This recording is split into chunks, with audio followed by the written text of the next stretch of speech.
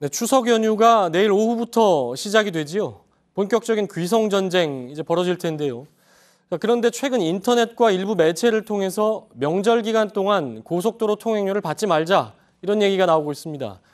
아마도 지난 8월 14일이죠. 임시 공휴일에 했던 통행료 면제 조치를 떠올린 것 같은데 실제 가능한 건지 오늘 팩트체크에서 짚어보겠습니다.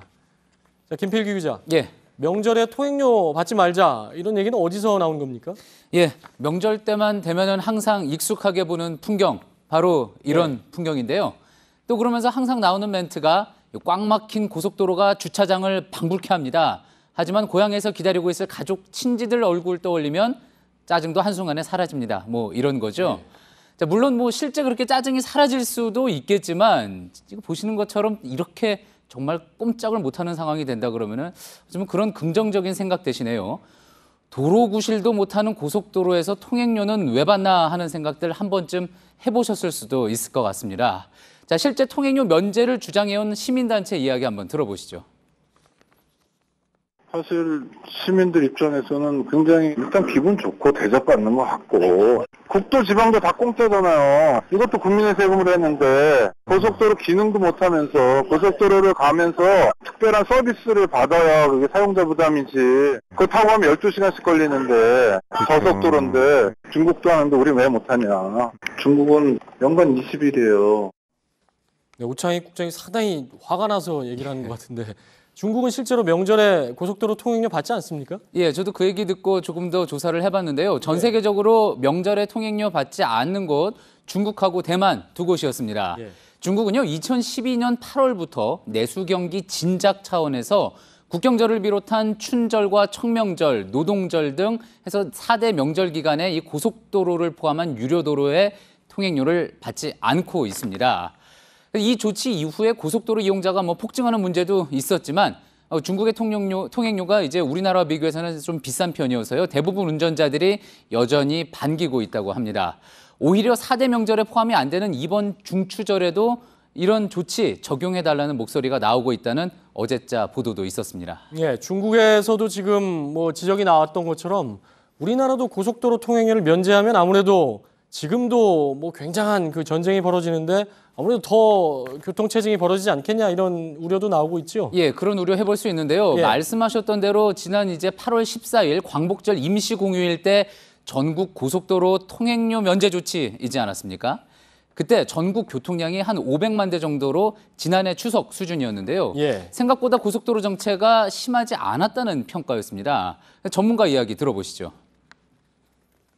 그런데 실제로 해보니까 소통이 더 잘 돼서는 효과를 냈습니다. 10명 중에 8명이 자가용 가지고 이동을 합니다. 이런 현실을 무시를 못하거든요. 그런데 아무리 돈을 받아가 차를 가져온 사람은 가져올 수밖에 없습니다. 왜냐면 성별한 게 있고 또 친척을 다니고 하기 때문에 저는 절대 무료한 데서 교통량이 더 많아지고 하지 않습니다.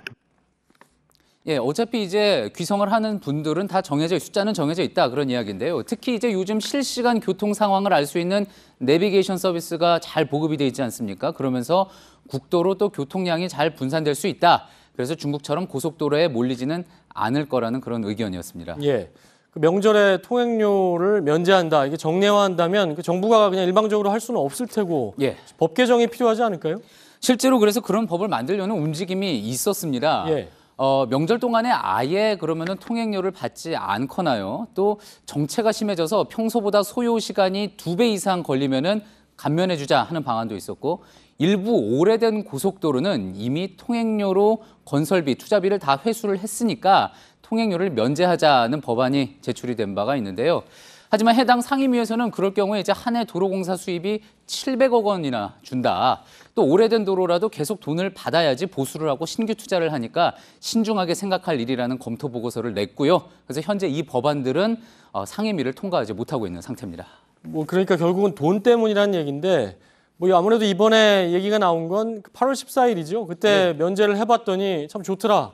그래서 나왔던 얘기 같은데 어떻습니까? 맞습니다. 그래서요, 도로공사 쪽은 그런 여론에 대해서 어떻게 생각할지 직접 들어봤습니다. 지금까지는 없었습니다. 그때 8월 14일 이후로.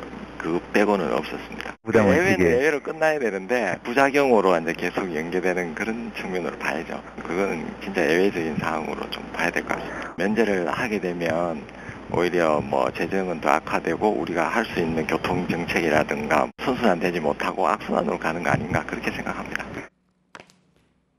예, 사실 매년 계속 부채가 쭉 늘어나서 지금 26조 원 규모 빚을 지고 있는 도로공사 입장에서는 명절 수입을 포기하는 게 쉽지는 않을 겁니다. 또 이 공기업 부채를 관리해야 하는 정부 입장도 마찬가지일 텐데요.